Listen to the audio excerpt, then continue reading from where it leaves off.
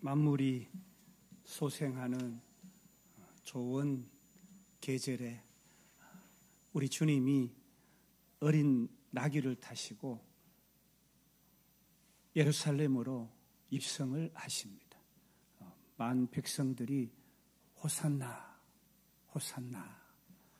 사랑하는 여러분과 여러분의 가정에 이 호산나 찬송이 있어지기를 주님의 이름으로 축복합니다.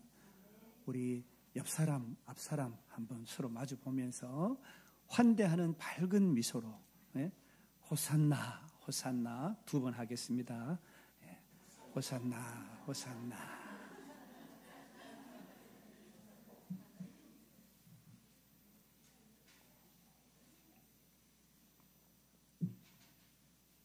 이전에 우리가 실수가 많아요. 이전에 잘못한 것도 있어요. 그래서 죄가 된 것도 있고, 실수해서 마음이 아프고 또 허물이 되고 죄가 돼서 죄짐이 되고,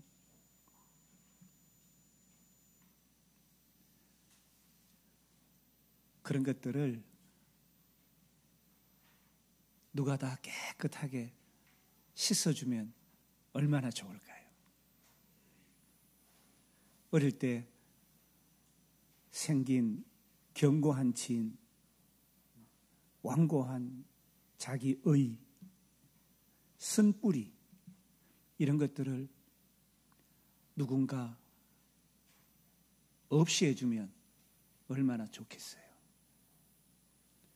트라우마 같이 반복되는 고통에서 자유할 수 있도록 누군가가 해준다면 얼마나 좋겠어요. 지금 사는 삶도 비록 삶이 고단하지만, 지난한 인생을 지나가고 있지만, 누군가로 계속되는 힘과 능력을 공급받고 생명 있는 것처럼 활기차고 풍성하게 살 수 있으면, 그래서 이 계절처럼 아름다운 꽃을 활짝 피우는 그런 삶이 된다면 얼마나 좋겠습니까? 미래가 없고 미래로 나아가는 길을 찾지 못하고 어디로 가야 할지, 어떤 삶을 살아야 할지 한 치 앞도 내다보지 못하는 이런 삶에서 누군가가 인도자가 되어주고 동행을 해주고, 그리고 천국에서 영생하며 복락을 누리게 해준다면 얼마나 좋겠습니까? 사랑하는 여러분, 그게 있어요. 그게 뭘까요? 그게 뭘까요? 그것은 부활하신 예수님을 모시고 사는 부활 신앙이에요. 아멘. 집에 가전이 많으시죠? 가전이 많아요. 잘 돌아가고 있죠? 여러분 댁에 지금 냉장고 잘 돌아가고 있나요? 전기가 나가버리면 어떻게 돼요? 가전은 무용지물이에요. 우리 그리스도인에게 예수 부활 신앙이 없으면 세상 사람과 똑같아요. 그리스도인에게 능력이 없게 되는 것입니다. 사랑하는 여러분, 교회는 어떤 곳이에요? 교회는 어떻게 교회라 그래요? 교회는 주는 그리스도시요 살아계신 하나님의 아들이십니다 라고 피터 베드로가 주님 앞에 고백을 했어요. 주님이 그 신앙 고백을 받으시고 페트라 이 반석 위에 내가 이 너의 신앙 고백을 기초로 그 위에 교회를 세우겠다. 아멘. 이렇게 말씀하셨어요. 그러니까 교회는 뭐라고요? 주는 그리스도시요 살아계신 하나님의 아들입니다. 라는 신앙 고백하는 자들이 교회예요. 그래서 주님은 그런 신앙 고백하는 예수를 주로 믿는 그리스도로 시인하는 우리를 교회 삼아주시고 그런 고백하는 공동체를 오늘 교회 공동체로 허락하신 거예요. 그런데 이 교회에 주님이 세상이 없는 것을 주셨어요. 그게 뭘까요? 세상이 없는 것. 음부의 권세가 이기지 못한다. 여러분, 이 음부의 권세는 뭐예요? 죽음이 죽음. 사망. 어둠의 세력. 사탄. 귀신. 여러분, 귀신의 대장을 뭐라 그래요? 마귀라.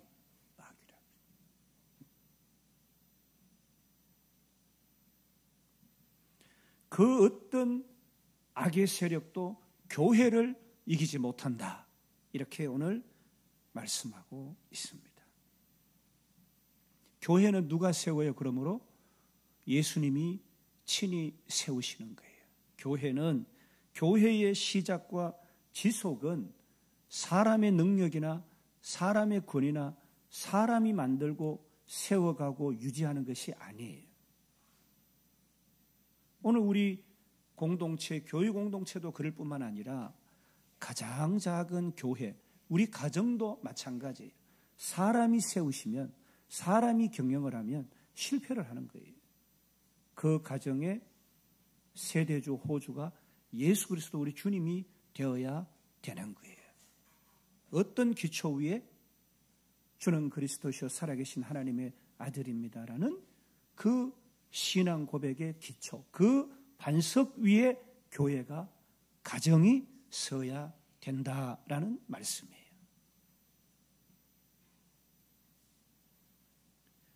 그러므로 교회된 우리들, 하나님께서 성전 삼아주신, 오늘 호흡하고 생명을 허락하신 그 하나님께서 우리 삶의 주권자가 되시는 것이고, 우리 가정의 주권, 통치가 있으시고, 우리 교회의 주권, 통치자가 되어야 합당한 것이 되는 거예요.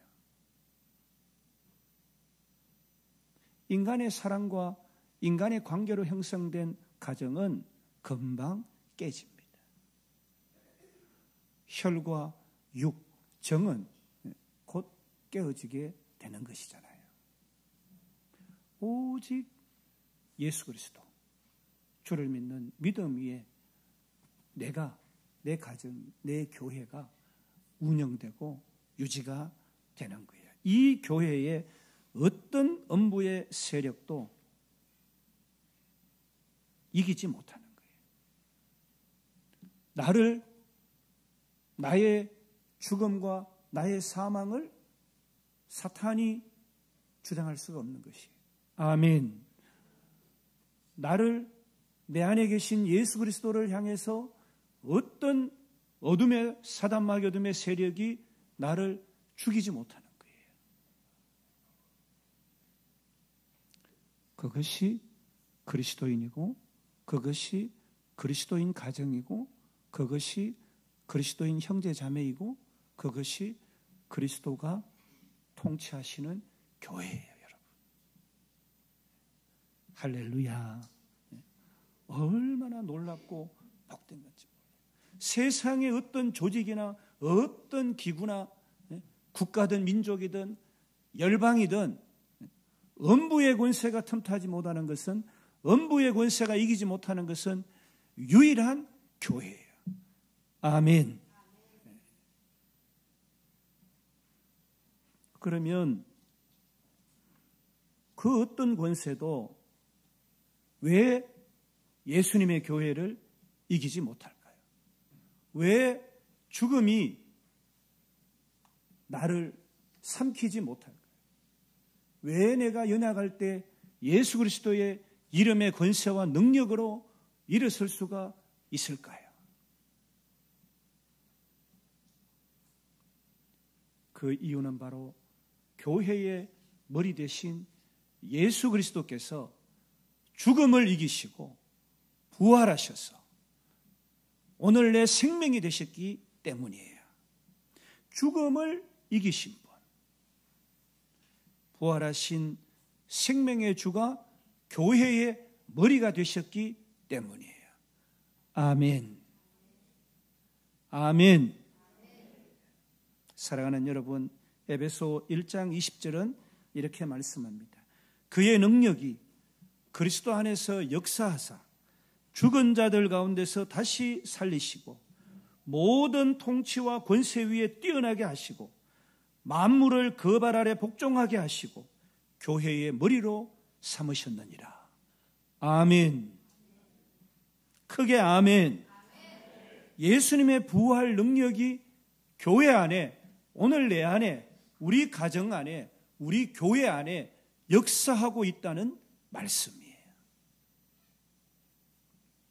예수님의 부활은 단순하게 역사적인 사건이 아니라 오늘 우리 교회가 세상 속에서 살아 움직이는 능력의 근간이에요. 근거예요. 근원이에요. 교회는 어떤 장소나 이곳을 뭐라 그래요, 여러분? 이곳은 교회가 아니에요.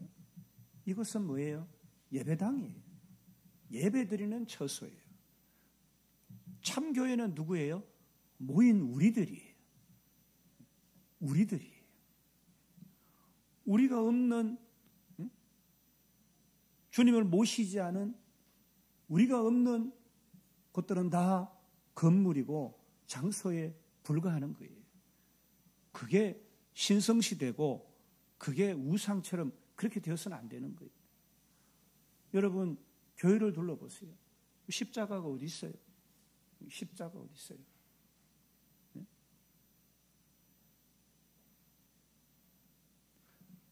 저도 반지가 있습니다만 그 반지와 시계를 좀 아껴요. 이렇게 시계 탁 들었는데 이게 롤렉스 시계 이거 보고 목 사보러 오는 거 아니에요. 아니, 예배를 방해하는 어떤 것도, 어떤 우상도 우리 가운데 제해야 되는 거예요. 교회는 주는 그리스도시요 살아계신 하나님의 아들이십니다. 믿는 우리가 교회예요. 아멘. 그런 우리 공동체가 교회예요. 참 교회예요. 교회는 부활의 능력을 믿는 사람들의 공동체예요. 그래서 이 교회 공동체는 오늘도 생명을 살리고 절망을 이겨내고 세상 속에서 빛과 소금의 역할을 감당하는 사명을 담당한 것이에요. 사랑하는 여러분, 교회된 우리와 공동체는 때때로 세상으로부터 외면당하기도 하고 시험을 겪기도 하고 낙심할 수 있습니다. 그러나 잊어서는 안 됩니다. 부활하신 예수님이 교회의 능력이고 교회의 머리 되셨다. 나의 머리, 우리 교회의 머리는 부활하신 예수님이시다. 음부의 권세도, 절망도, 세상의 조롱도, 세상의 어떤 어둠도 교회를 이기지 못합니다. 교회는 죽지 않습니다. 우리의 육체는 소진돼도 우리의 영혼은 불멸하는 거예요. 왜냐하면 그리스도께서 내 안에 우리 가운데 살아계시기 때문입니다. 우리는 다시 일어나야 합니다.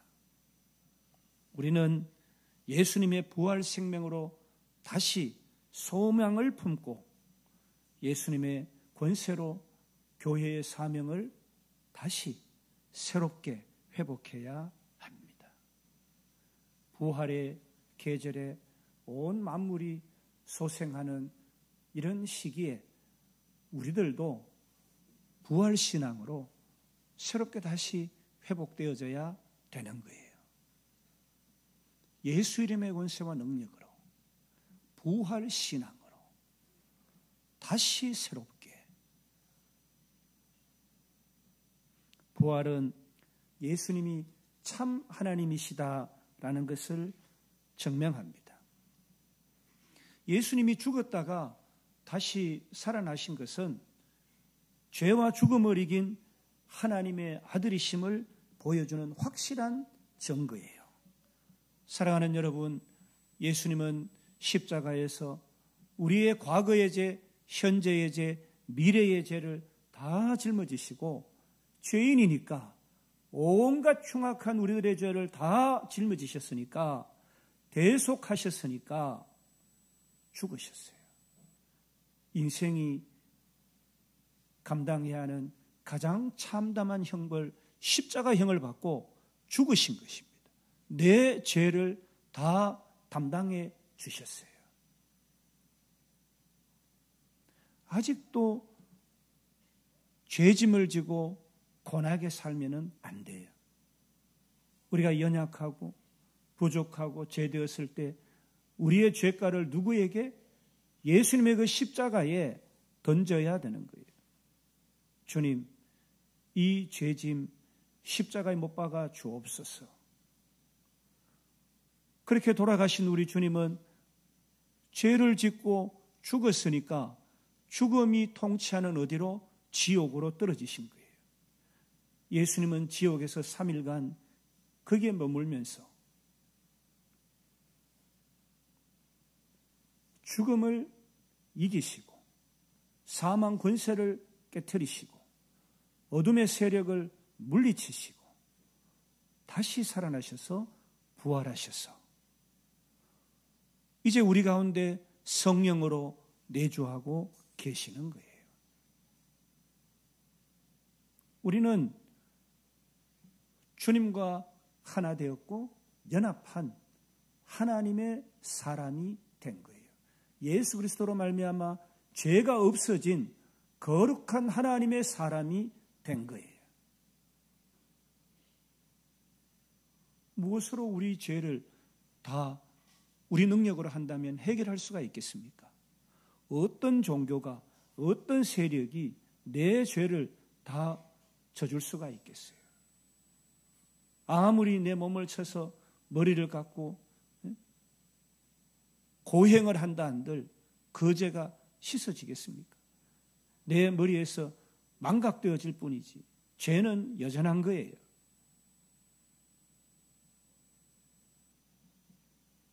교회는 그 예수님을 믿고 따르는 존재이기 때문에 그 예수님의 부활의 생명을 이어받은 존재가 되는 것입니다. 사랑하는 여러분, 부활은 새로운 생명의 시작입니다.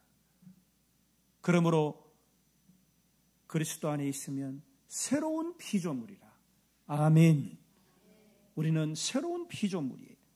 부활은 단순히 예수님만 살아난 것이 아니라 그분을 믿는 자들에게도 새 생명을 주셨어요.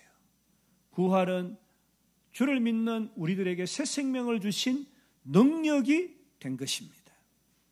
교회는 이 생명을 가지고 살아가는 사람들이 모인 곳이에요. 우리 가정에 예수 부활과 그 생명이 넘치는 곳, 그곳이 주를 믿는 가정이에요. 부활은 죽음 이후에도 소망이 있다는 선언이에요. 예수께서 죽음을 이기셨다. 이 확신 후에 교회가 세워진 거예요. 그래서 교회는 어떤 고난이나 박해 속에서도 무너지지 않고 다시 일어설 수 있는 부활의 공동체입니다. 예수님이 자신의 죽음과 부활을 말씀하셨을 때 제자들에게 말씀했잖아요. 그런데 오늘 우리가 읽은 성경을 보니까 베드로는 무엇만 봤다고요? 베드로는 무엇만 봤어요? 죽음만 본 거예요. 그래서 주님께 항변하여 말하기를, 주님, 죽으시면 안 돼요. 그래도 의리가 있다, 그죠? 주님, 죽으시면 안 돼요. 아니, 주님이 죽으시다니. 그러니까 예수님이 뭐라 그래요? 이 귀신아, 떠나가라. 너는 나를 힘들게 하는 존재야. 이렇게 꾸짖으시는 거예요. 이 사단아, 뒤로 물러가라. 이렇게 꾸짖으시는 거예요. 베드로는 예수님의 죽음 뒤에 있는 부활을, 승리를 보지 못한 거예요. 하나님의 뜻과 경륜과 섭리, 목적이 어디에? 부활에 있는데, 오늘 우리들에게 부활 생명을 주기 위해서 예수님이 죽음을 경고하는데 죽음만 보고 부활은 보지 못한 거예요. 이것이 교회와 세상의 차이예요. 죽음은 이곳에도 세상에도 존재합니다. 그러나 교회는, 그리스도인 된 우리들은 유일하게 그들과 성별된 것이 있어요. 그것은 부활 생명이 우리 가운데 있다는 것입니다. 아멘. 사랑하는 여러분, 베드로는 예수님을 사랑했어요. 그래서 죽으시면 안 됩니다. 얼마나 베드로를 사랑하셨으면 열쇠를 2개 주시면서 하늘에서 땅에서 이 열쇠가, 이 열쇠의 권세를 내게 주겠다. 베드로는 죽을 때에 예수님처럼 십자가에 못 박히는 것, 그거 너무 부끄럽다. 그래서 거꾸로 십자가에 매달려서 순교를 합니다. 예수님의 죽음은 실패가 아니라 부활로 이어지는 구원의 계획이에요. 베드로는 고난과 십자가의 현실은 보았지만 그 너머에 있는 부활과 승리를 보지 못했던 것입니다. 사랑하는 여러분, 우리도 마찬가지예요. 고난이 닥치면, 실패하면, 넘어지면 두려워해요. 근심 가운데, 염려 가운데, 낙심 가운데 종노릇합니다. 근심이 압도해서 염려에 쌓여서 두려워해요.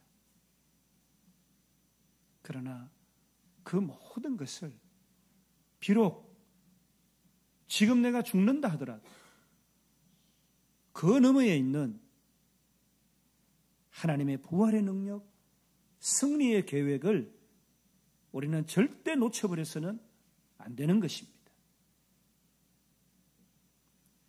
사랑하는 여러분, 우리가 본받아야 할 부활신앙은 현실을 외면하는 신앙이 아니라 고난과 죽음을 마주하면서도 그 너머의 승리와 소망을 바라보는 신앙이에요. 예수님은 고난을 외면치도 않으셨고 죽음을 피하지도 않으셨습니다. 죽음으로 끝나지 않는 하나님의 구원 계획을 말씀하셨고 결국 부활로 하나님의 뜻을 성취하셨습니다. 우리도 부활신앙을 가질 때 어떤 상황에서도 무너지지 않고 하나님의 뜻을 그래서 붙잡을 수 있게 되는 거예요.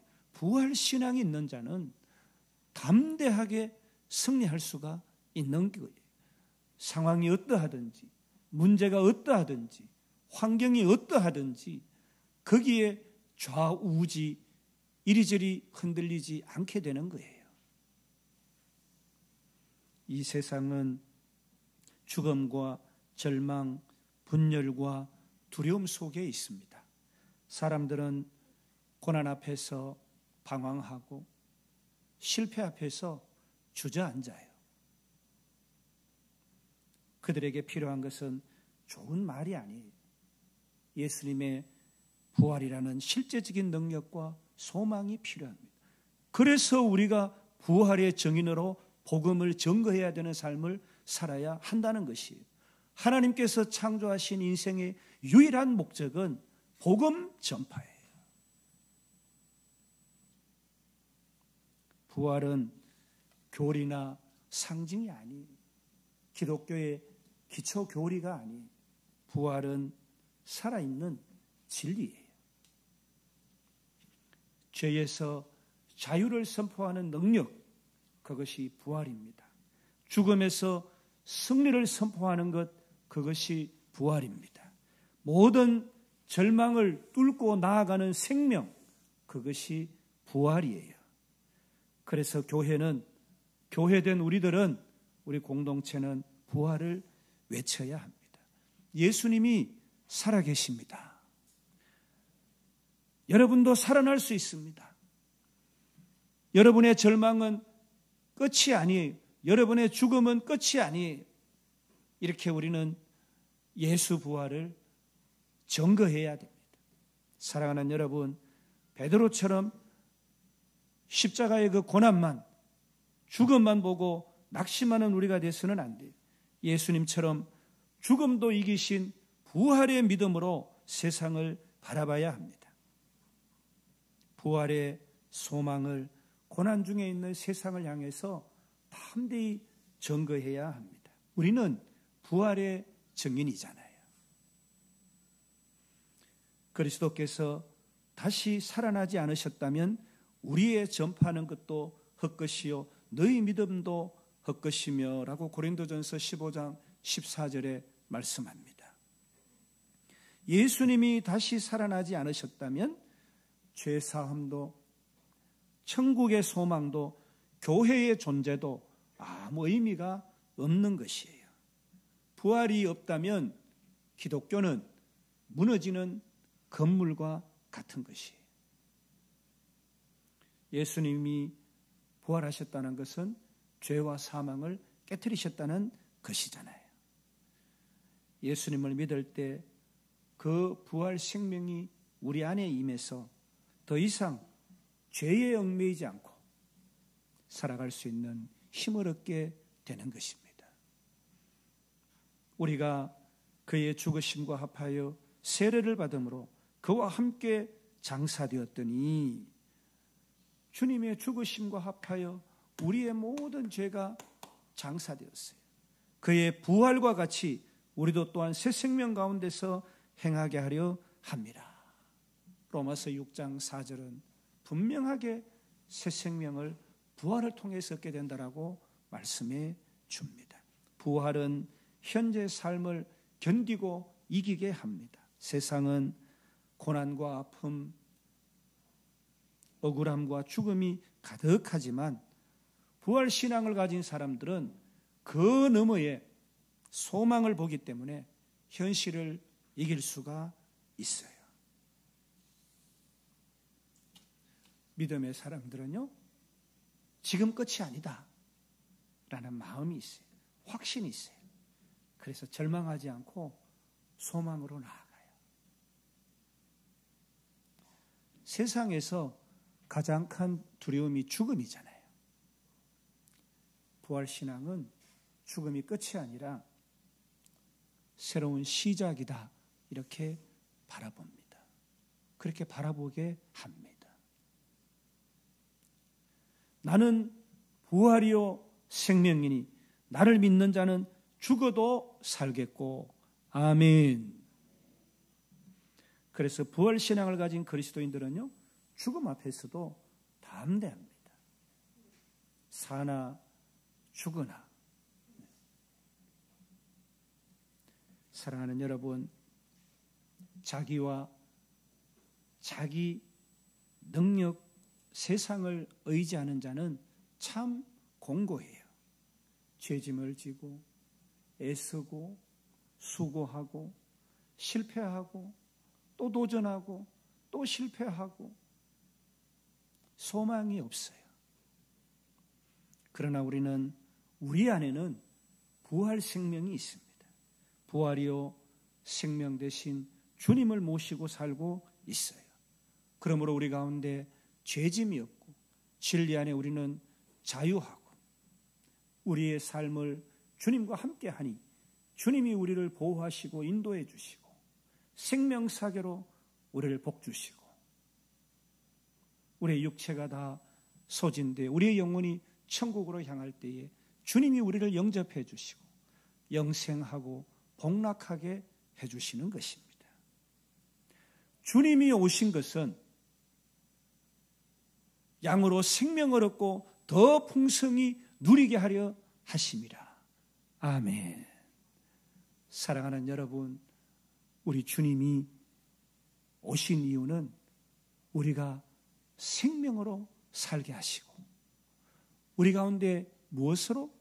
죽음과 좌절과 죄짐과 공고로 살게 하신 것이 아니고 생명으로 살게 하시고 더 풍성히 누리게 하려 한다 말씀하셨어요. 부활하신 주님과 함께 살아가는 부활 신앙으로 살아가는 그래서 생명을 얻고 더 풍성히 누리는 저와 여러분 다 되시기를 주님의 이름으로 축복합니다.